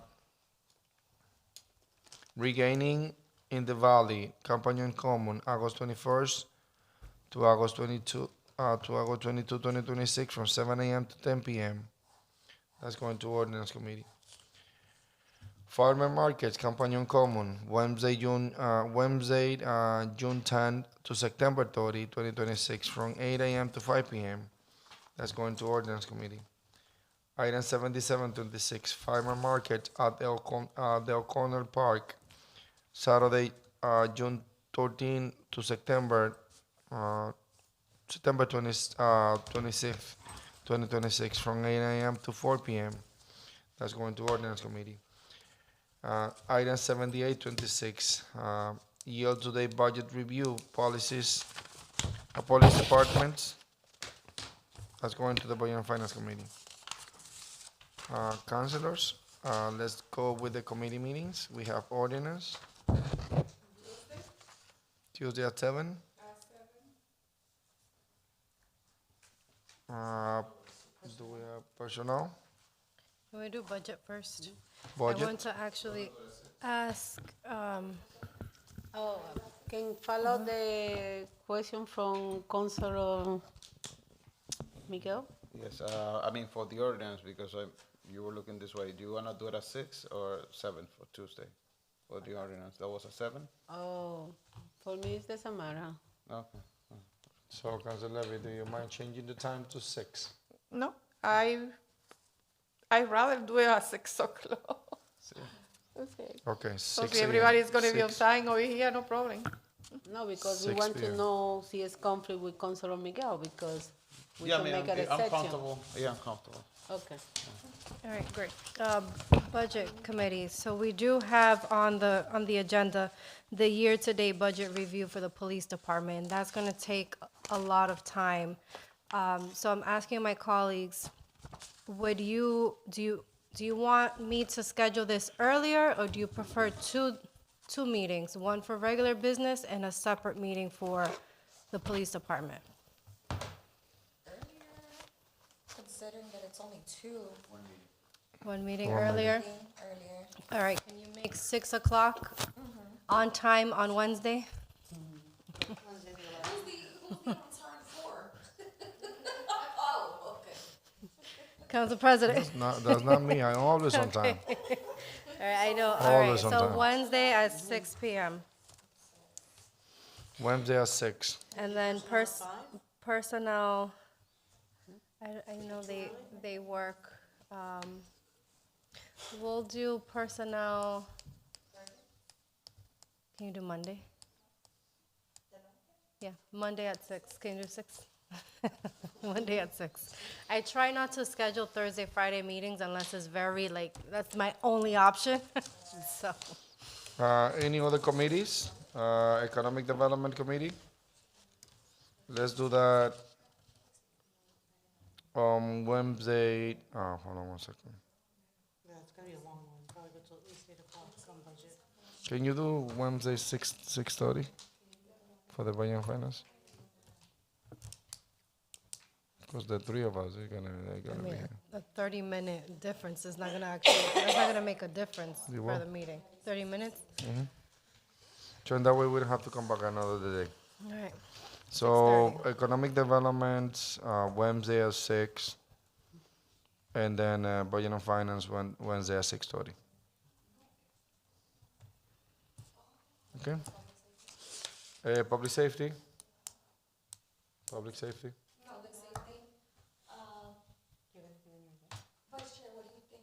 Should we, because on our last meeting, we asked for updates, but I think it's too soon. Too soon to- Okay, no problem. Whenever you guys decide, and then you make a decision and call. Any business for any other committee? There is no other business, I believe. All right, I'll entertain a motion to adjourn. Motion to adjourn. There's a motion to adjourn, Second. properly second. Discussion. I hear none. All those in favor, please say aye. Aye. Any nays? The ayes have it.